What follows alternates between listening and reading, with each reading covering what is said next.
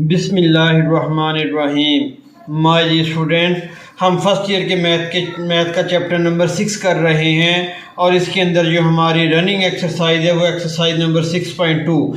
आज इंशाल्लाह exercise number 6.2 के क्वेश्चन नंबर 2 से लेकर क्वेश्चन नंबर 5 तक सॉल्व करेंगे। अब हमारे पास क्वेश्चन नंबर 2 की स्टेटमेंट है, if an-3 is equal to 2n-5 find the nth term of the sequence. ये हमारे पास स्टेटमेंट है। हमारे पास an-3 टर्म दी गई है, लेकिन हमने क्या फाइंड आउट करना है? हमने फाइंड आउट करना है an, तो हमें यहाँ से -3 को रिमूव करना पड़ेगा। तो उसका तरीक़ाकार माइड्यूशंस हमारे पास क्या होगा? उसका तरीक़ाकार ये होगा कि अगर हम n को n+3 से रिप्लेस कर दें तो हमारा मसला हल हो जाएगा। देखिए मैंने लिख दिया, ये गिवन दैट है हमारे पास, रिप्लेस n बाय n+3। यहाँ पर n है, यहाँ पर n+3 अगर आप पुट कर देंगे, रिप्लेस कर देंगे n को n+3 से, तो -3 और +3 आपस में कैंसिल हो जाएंगे और यहाँ पर भी n को हम n+3 से रिप्लेस करके इसकी प्रोसेसिंग को कंप्लीट कर लेंगे। अब देखिए replace n bye n+3, n की जगह पे मैंने लिख दिया n+3 और ये -3 एज इट इज आ गया, और यहाँ पर भी n की जगह पे n+3, इसको मल्टीप्लाई कर लें 2 इंटू n+3, 2n+6, 2 को जब n से मल्टीप्लाई किया तो 2n आ गया, और जब 2 को 3 से मल्टीप्लाई करेंगे तो 6 आ गया, -5 एज इट इज आ गया। ये हमारे पास +3 -3 से कैंसिल हो गया और रिमेनिंग हमारे पास an बच गया, जिसको हम nth टर्म कहते हैं। और इसको सिंप्लीफाई कर लें, +6 - 5 हमारे पास किसके बराबर होता है? ये 1 के बराबर होता है माय डियर स्टूडेंट्स। तो nth टर्म यानी an हमारे पास किसके बराबर आ गई? 2n+1, और यही चीज़ हमने फाइंड आउट करनी थी। बस आपने ये ज़हन में रखना कि हमने यहाँ से सिर्फ यहाँ पे n होना चाहिए, यहाँ से -3 को हमने रिमूव करना है, तो इसीलिए हमने n को n+3 से रिप्लेस कर लिया। अब माय डियर स्टूडेंट्स हमारे पास क्वेश्चन नंबर 3 है।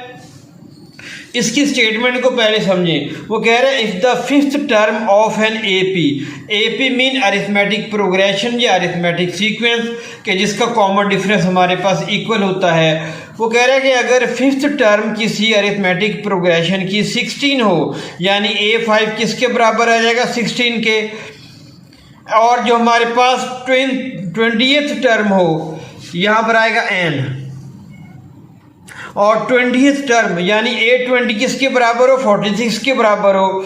तो अब दो चीज़ें यहाँ पर दी गई हैं, A5 की वैल्यू भी दी गई है और A20 की वैल्यू भी दी गई है। अब हमने क्या चीज़ मालूम करना है? What is it's 12th term. हमने 12th टर्म को फाइंड आउट करना है, यानी A12 को फाइंड आउट करना है। अब जो चीज़ें पहले दी गई हैं माय डियर स्टूडेंट्स, उसको हम लिख लेते हैं। ये देखिए हमारे पास है गिवन दैट A5 यानी फिफ्थ टर्म क्या आएगी? A5 किसके बराबर आएगी? 16 के, वो मैंने यहाँ पर लिख लिया। अब A5 को हम कैसे लिख सकते हैं? A1 + 4D। इसी तरीके से हमारे पास होता है ना, यहाँ पर मैं आपको करके भी दिखा दूँ। देखिए an हमारे पास किसके बराबर होता है my dear friend? A1 + n-1D, यही फार्मूला होता है हमारे पास।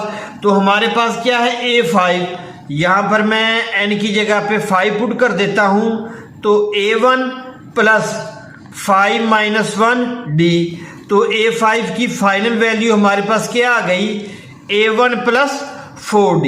वही चीज़ मैंने यहाँ पे लिख दी। देखिए A1 + 4D। इसी तरीके से ये हमारे पास इक्वेशन नंबर 1 बन गई। दूसरे नंबर पे हमारे पास क्या चीज़ दी गई है? A20 की वैल्यू हमने लिख ली 46। यहाँ पर A20 को कैसे लिख सकते हैं? A1 + 19D = 46। ये इक्वेशन नंबर 2 बन गई। अब यहाँ पर भी A1 मौजूद, यहाँ पर भी A1 मौजूद। हम 2 - 1 कर लें या 1 - 2 कर लें, आप पे डिपेंड करता है। हम 2 - 1 कर लेते हैं। देखिए इसको इक्वेशन नंबर 2 को पहले लिखा, इक्वेशन नंबर 1 को बेटा बाद में लिखा। ये साइन चेंज हो गए, A1 से कैंसिल हो गया। 19 - 4 हमारे पास आ गया 15D, और 46 - 16 आ गया 30। 15 इधर मल्टीप्लाई हो रहा, इक्वल के दूसरी साइड पे जाके डिवाइड हो जाएगा 30/15, तो डी की वैल्यू आ गई हमारे पास 2। अब हमारा काम बहुत आसान हो गया है। अब हमारे पास a1 की वैल्यू भी होनी चाहिए, यानी हमने कोई भी टर्म की वैल्यू मालूम करनी है। तो मैंने प्रीवियस लेक्चर के अंदर भी बेटा आपको कहा था कि हमारे पास दो चीज़ों की वैल्यूज़ का होना लाजमी है। नंबर एक फर्स्ट टर्म और नंबर 2 कॉमन डिफरेंस। ये कॉमन डिफरेंस तो आ गया। अब इसको अगर हम इक्वेशन नंबर 1 में या 2 में पुट कर देंगे हमारा मसला हल हो जाएगा। इसको इक्वेशन नंबर 1 में पुट करते हैं तो डी की जगह पे क्या आ जाएगा 2, बाकी एज इट इज। ये देखिए मैंने इक्वेशन नंबर 2 के अंदर बेटा इसको पुट किया। a1 + 4 × 2 = 16। 4 को 2 से मल्टीप्लाई किया 8, 16 एज इट इज आ गया। तो 8 जब दूसरी साइड पे जाएगा तो माइनस, तो a1 की वैल्यू हमारे पास आ गई 8।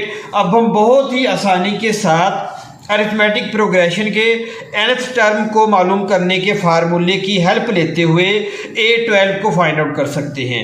As we know that an का हमने फार्मूला लिख लिया। अब n क्या है 12, क्योंकि हमने 12th टर्म को फाइंड आउट करना है, इसलिए यहाँ पर a12 लिख दिया। a1 + 12 - 1d यानी n - 1d आ गया बेटा। a1 की वैल्यू हमने फाइंड आउट की a, और हमारे पास d किसके बराबर है 2 के। 12 - 1 11, 8 + 22, और a12 की फाइनल वैल्यू हमारे पास आ गई 30, और यही चीज़ हमने बेटा फाइंड आउट करनी थी। अब नेक्स्ट हमारे पास आ गया क्वेश्चन नंबर 4। क्वेश्चन नंबर 4 की स्टेटमेंट के अंदर बेटा वो क्या कह रहा है कि फाइंड द 13th टर्म, यानी हमने a13 को फाइंड आउट करना है, और हमारे पास किस सीक्वेंस की 13th टर्म को फाइंड आउट करना है, ये हमारे पास जो सीक्वेंस दिया गया। अब सबसे पहले ये देखें ये हमारे पास अरिथमेटिक सीक्वेंस है या नहीं है। तो a1 हमारे पास क्या आ जाएगा, पहली टर्म a। अब हर अगली टर्म को पिछली टर्म से डिवाइड करके देखें 1 - x, d किसके बराबर है 1 - x, ये आ गया। अब एक टर्म से और चेक कर लें 2 - x - 1, ये देखें 2 - x - 1 हमारे पास क्या आ जाएगा, d = 2 - x - 1। तो 2 - 1 हमारे पास किसके बराबर आ जाएगा 1 के, 1 - x। तो ये हमारे पास 100% अरिथमेटिक सीक्वेंस है। ये डी की वैल्यू कॉमन आ रही है। आप सेकंड टर्म को फर्स्ट टर्म से सब्ट्रैक्ट करें, या थर्ड टर्म को हम सेकंड टर्म से सब्ट्रैक्ट करें, या फोर्थ टर्म को थर्ड टर्म से सब्ट्रैक्ट करें, हमारे पास कॉमन डिफरेंस सेम आएगा। अब हमारे पास पहली टर्म भी आ गई, हमारे पास कॉमन डिफरेंस भी आ गया। अब हम nth टर्म को फाइंड आउट करने का फार्मूला अप्लाई कर देंगे। an = a1 × n - 1d। a13 हमने फाइंड आउट करना है, क्योंकि यह लिखा हुआ है क्वेश्चन के अंदर कि a13 की वैल्यू को फाइंड आउट करें। a1 की वैल्यू हमारे पास x है, और 13 - 1 12 आ गया, और d की वैल्यू हमारे पास 1 - x है। तो x + 12 को 1 से मल्टीप्लाई किया 12, और -x से मल्टीप्लाई किया तो -12x आ गया। तो x - 12x हमारे पास क्या आ जाएगा -11x, और ये 12 हमारे पास एज इट इज आ गया, और ये a13 की फाइनल वैल्यू आ गई। और यही चीज़ हमने बेटा फाइंड आउट करनी थी। अब आखिरी क्वेश्चन यानी क्वेश्चन नंबर 5 की तरफ मूव करते हैं बेटा। ये हमारे पास क्वेश्चन नंबर 5 है कि फाइंड द 18th टर्म, यानी हमने a18 को फाइंड आउट करना है of the AP arithmetic progression के।